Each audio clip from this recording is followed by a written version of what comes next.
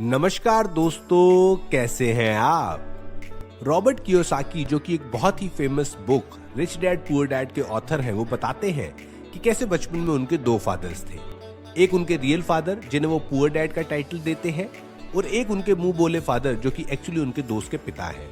पर पूरी जिंदगी उन्होंने उनको अपने दूसरे फादर की तरह माना है, जिन्हें वो रिच डैड का टाइटल देते हैं। उनके पुअर डैड हाईली एजुकेटेड है, पीएचडी है, बहुत ही ज्यादा हार्ड वर्किंग है और अपनी अच्छी एजुकेशन की वजह से एक कॉलेज टीचर है। पर फाइनेंशियली वो बहुत ही स्ट्रगल करते हैं, जिसकी वजह से वो उन्हें पुअर डैड बुलाते हैं।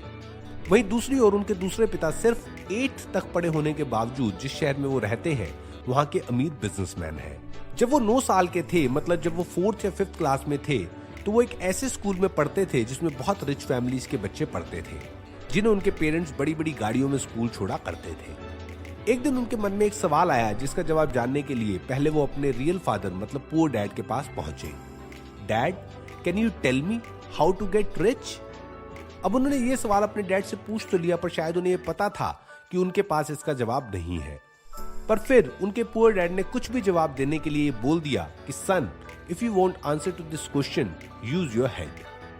अब जब उन्हें अपना दिमाग इस्तेमाल करने के लिए बोला गया, तो उन्होंने वही किया जितना एक उनकी उम्र का बच्चा सोच सकता था। उन्होंने अपने दोस्त माइक के साथ मिलकर अपने आस पड़ोस से खाली टूथपेस्ट की ट्यूब्स इकट्ठी की और उसे एक बड़े स्टील के बर्तन में डालकर गर्म करने लगे। जब वो ये सब कर रहे थे, तो उनके पुअर डैड घर आ गए, जो उन्हें ये करता देखकर हैरान हो गए, और उन्होंने उनसे पूछा कि वो क्या कर रहे हैं। तब उन्होंने जवाब दिया कि वो टूथपेस्ट की खाली लीड मेटल्स की ट्यूब को पिघलाकर मनी कॉइन्स बनाएंगे, जिससे वो बहुत अमीर हो जाएंगे। ये जानकर उनके पुअर डैड ने उन्हें कहा कि जो वो कर रहे हैं वो इलीगल है, इस तरह से कोई इंसान अमीर नहीं बन सकता। पर वो उनके इस पैशन से, कि वो कितनी उत्सुकता से इस सवाल का जवाब ढूंढना चाहते हैं, बहुत खुश हैं। और उन्होंने कहा कि जिस दिन तुमने मुझसे ये सवाल पूछा था, मैं उसका सही आंसर नहीं दे पाया था, क्योंकि एक्चुअली मेरे पास इसका सही जवाब नहीं है। मैं पूरी जिंदगी एक स्कूल टीचर रहा, जिसका सारा फोकस पूरी जिंदगी बस पढ़ाने पर रहा, और मैं कभी ये जान ही नहीं पाया कि बहुत सारा पैसा कैसे कमाते हैं और अमीर कैसे बनते हैं। पर क्योंकि तुम इतनी छोटी सी उम्र में इस सवाल का जवाब जानना चाहते हो, तो तुम सेम क्वेश्चन जो तुमने मुझसे पूछा था, वो माइक के फादर से पूछो। वो इस सवाल का जवाब बहुत अच्छे से जानते हैं, और इस सवाल का जवाब अच्छे से जानने के कारण ही वो इतने अमीर हैं। अब दोस्तों, माइक के फादर ही रॉबर्ट कियोसाकी के मुंह बोले फादर हैं, जिन्हें उन्होंने अपने रिच डैड का टाइटल दिया है, जिनके बारे में मैंने वीडियो की शुरुआत में भी बताया था। और दोस्तों, फिर अपने पुअर डैड से ये सब बातें होने के बाद वो अपने रिच डैड के पास पहुंचते हैं और उनसे वही सेम क्वेश्चन पूछते हैं। और तब 9 साल की उम्र में पूछे गए उस सवाल से उनके लाइफ लॉन्ग फाइनेंशियल एजुकेशन का सिलसिला शुरू हुआ, जिसमें उनके रिच डैड ने उन्हें उनकी 39 साल की उम्र तक पहुंचने तक लाइफ के डिफरेंट स्टेजेस पे कुछ बहुत ही इंपॉर्टेंट लेसन्स बताए, जो अमीर बनने और फिर हमेशा के लिए अमीर बने रहने के लिए बहुत जरूरी थे।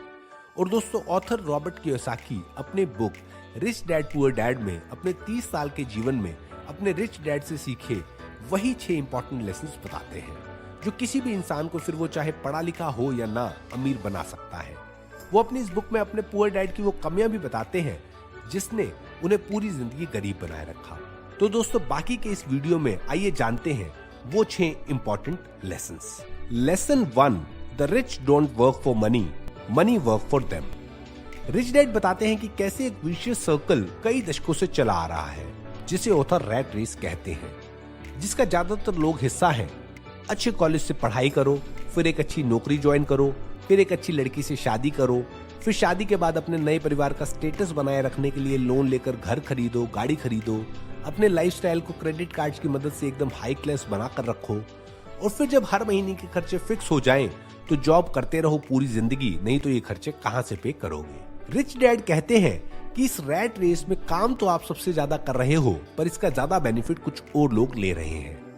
आपसे बहुत ज्यादा पैसा आपका एम्प्लॉयर कमा रहा है, हैवी टैक्सेस आप गवर्नमेंट को दे रहे हो, आपके जो बैंक से लोन चल रहे हैं, क्रेडिट कार्ड के ओवरड्यूज हैं, उस पे आपका बैंक बहुत पैसा कमा रहा है। अब ज्यादातर लोग इस रैट रेस का हिस्सा बनकर नाखुश भी है, पर फिर भी वो रैट रेस का हिस्सा क्यों बने रहते हैं?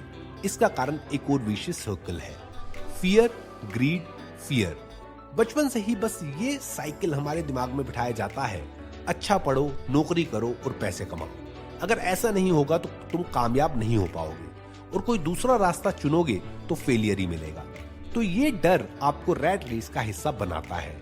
और फिर जब पैसा आना शुरू हो जाता है तो अगला स्टेप आता है ग्रीड, सब कुछ खरीद लेने की ग्रीड, घर, गाड़ी, इलेक्ट्रॉनिक आइटम्स।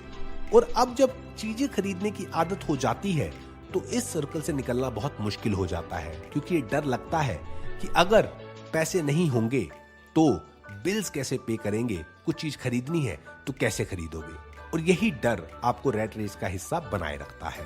इस साइकिल में रहकर, इस विशियस सर्कल में रहकर ये तो पक्का है कि आप कभी गरीब नहीं होगे, पर यह भी गारंटेड है कि आप कभी बहुत ज्यादा अमीर नहीं बन पाओगे, वेल्दी नहीं बन पाओगे, क्वालिटी ऑफ लाइफ नहीं होगी। अपनी रिटायरमेंट तक सुबह से शाम यही गंदा रूटीन फॉलो करते रहोगे, ये गारंटेड है।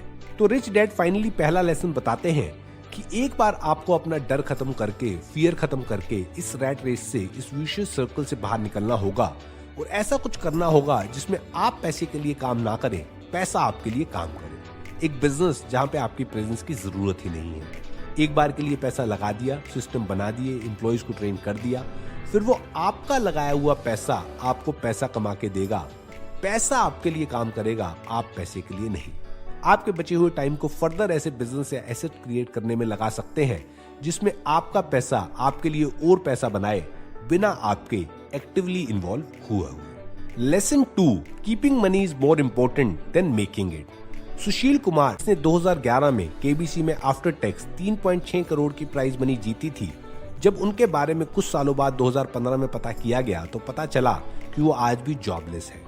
उनको मिली हुई सारी प्राइज मनी खत्म हो चुकी है और बहुत ही ज्यादा निराशाजनक सिचुएशन में है। क्या था इसका कारण?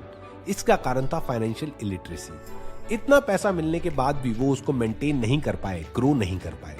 इसलिए रिच डैड का कहना है कि lesson number 2 is keeping money is more important than making it. Sushil Kumar ही नहीं, अगर आप इंटरनेट पे थोड़ा सा सर्च करोगे तो आपको कई स्पोर्ट्समैन और सेलिब्रिटीज मिल जाएंगे जो एकदम बहुत सा पैसा आने के बाद बहुत अमीर हो गए, पर फिर कुछ सालों बाद बिल्कुल कंगाल। और इसका मेन कारण रहा फाइनेंशियल इलिटरेसी। उनमें पैसा मेंटेन और ग्रो कर पाने की स्किल नहीं थी। Rich dad wide spread financial illiteracy का एक बहुत ही बेहतरीन एग्जाम्पल देते हैं। क्या आपको पता है सुशील कुमार ने अपनी आफ्टर टैक्स प्राइज मनी का एक मेजर कंपोनेंट कहां खत्म किया? उन्होंने अपनी जॉइंट फैमिली के लिए एक 3 मंजिला घर बनाया। रिच डैड कहते हैं कि किसी एक कंट्री में नहीं, पूरे वर्ल्ड में घर को एक एसेट माना जाता है, जबकि रिच डैड के हिसाब से घर एक एसेट नहीं बल्कि लायबिलिटी है। एसेट तो वो होता है जो आपके पैसे से आपको और पैसा बना के दे, जबकि घर के केस में तो आपको लोन चुकाना पड़ता है, आपकी जेब में कुछ आता नहीं बल्कि जाता है। रिच डैड सिर्फ उन चीजों को एसेट बताते हैं जो घर बैठे आपको पैसा कमा कर दे। हर वो चीज लायबिलिटी है जो आपकी जेब से पैसा निकालकर दूसरे की पॉकेट में डाले। रिच डैड का ये बिल्कुल मानना नहीं है कि आपको घर, गाड़ी, गैजेट्स नहीं खरीदने चाहिए, बिल्कुल खरीदने चाहिए, पर कुछ एक ऐसे एसेट्स बनाकर जिनसे आने वाला पैसा आप इन चीजों को खरीदने में लगा सके। रिच डैड कहते हैं कि फाइनेंशियल लिटरेसी का सबसे बड़ा कारण है उसका स्कूल कॉलेज में ना पढ़ाया जाना। स्कूल कॉलेज में तो बस आपको जॉब लेना कैसे है ये सिखाया जाता है, और जॉब से बस बिल्स पे करने के लिए पैसा कमाया जा सकता है। पैसे को ग्रो कैसे करना है, वेल्दी कैसे बनना है, वो आप जान सकते हैं अच्छे से फाइनेंशियल एजुकेशन पाके।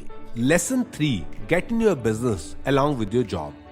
एक बार रे क्रोक, जो कि मैकडॉनल्ड्स के फाउंडर हैं, वो एक MBA क्लास के साथ इंटरेक्ट कर रहे थे। तो उन्होंने उस MBA क्लास से पूछा कि क्या आप में से कोई बताएगा कि व्हाट बिजनेस आई एम इन। सब लोग हंसने लगे, क्योंकि सब लोग ये जानते थे कि वो बर्गर के बिजनेस के किंग है और सब ये जानते हैं। पर फिर भी एक MBA स्टूडेंट ने हैंड रेज करके कहा, हैमबर्गर बिजनेस सर। तो रे क्रोक ने जवाब दिया, मुझे पता था कि आप लोग यही कहेंगे, पर मैं हैमबर्गर के बिजनेस में नहीं हूँ, मैं हूँ रियल एस्टेट के बिजनेस में। और फिर रे क्रोक ने बताया कि कैसे मैकडॉनल्ड्स खोलते खोलते आज अमेरिका में नहीं पूरे वर्ल्ड में मैकडॉनल्ड्स लार्जेस्ट सिंगल ओनर है रियल एस्टेट का। इस स्टोरी के माध्यम से रिच डैड बताते हैं कि कैसे हैमबर्गर के बिजनेस के साथ साथ मैकडॉनल्ड्स के फाउंडर ने एक रियल एस्टेट का ऐसा एम्पायर एस्टेब्लिश किया जो उन्हें एक्चुअली वेल्दी बनाता है। सिमिलरली एक साधारण सा जॉब करने वाला इंसान भी अपनी डे जॉब के साथ कुछ ऐसा कर सकता है जिससे वो एक पैरेलल बिजनेस एम्पायर का किंग बन सके, बिना अपनी डे जॉब को छोड़े। अपनी डे जॉब में रहते हुए कुछ ऐसे एसेट क्रिएट करके जो आपको पैसा कमा के दे। ऑथर कुछ एग्जांपल्स देते हैं ऐसे एसेट्स के। जैसे एक बिजनेस जो आप शुरू कर दें पर बाद में आपकी प्रेजेंस की रिक्वायरमेंट ना हो। Stocks, income generating real estate, royalties from intellectual property like music, anything else that has value produces income और appreciates and has a ready market. क्योंकि आपकी डे जॉब बस आपको इतना पैसा कमा के देगी जिसमें आप अपने बिल भर पाए, पर आपका बिजनेस आपको वेल्दी बनाएगा, रिच बनाएगा। ऑथर अपना एग्जांपल देते हुए भी बताते हैं कि कैसे उन्होंने भी अपनी डे जॉब करते हुए कई ऐसी अपॉर्चुनिटीज में इन्वेस्ट किया जिन्होंने एक्चुअली उन्हें रिच बनाया, वेल्दी बनाया। Lesson 4, taxes are for the middle class and poor. इस लेसन में ऑथर टैक्सेस की हिस्ट्री बताते हुए बताते हैं कि कैसे टैक्सेस की शुरुआत इस प्रेमाइस से हुई थी कि सोसाइटी में गरीबों और अमीरों के बीच का गैप खत्म किया जाए, अमीरों पर टैक्स लगाया जाए और उसे गरीबों की सुविधाओं के लिए उन्हें उनकी गरीबी से उठाने के लिए यूज किया जाए। पहले सिर्फ अमीरों पर टैक्स लगता था, पर धीरे धीरे दुनिया की हर कंट्री में अमीरों के साथ साथ मिडिल क्लास और अपर मिडिल क्लास लोगों पे भी टैक्स लगना शुरू हो गया और फिर सिनेरियो बिल्कुल उल्टा हो गया।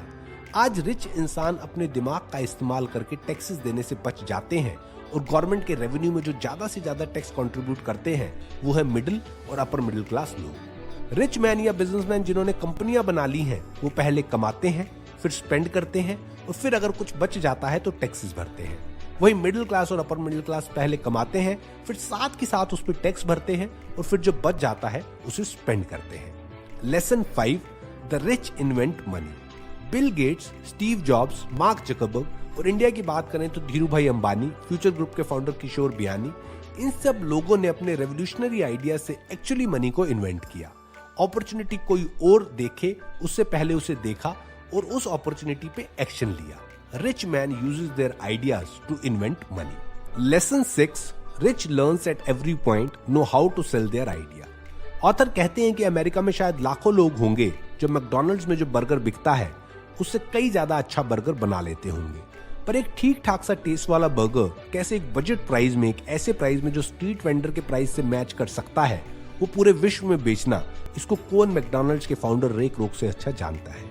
तो इस लास्ट लर्निंग में वो बताते हैं कि कैसे एक आइडिया का स्ट्रॉन्ग एग्जीक्यूशन तभी पॉसिबल है जब आप हरदम नई और प्रैक्टिकल चीजें सीखते रहते हैं।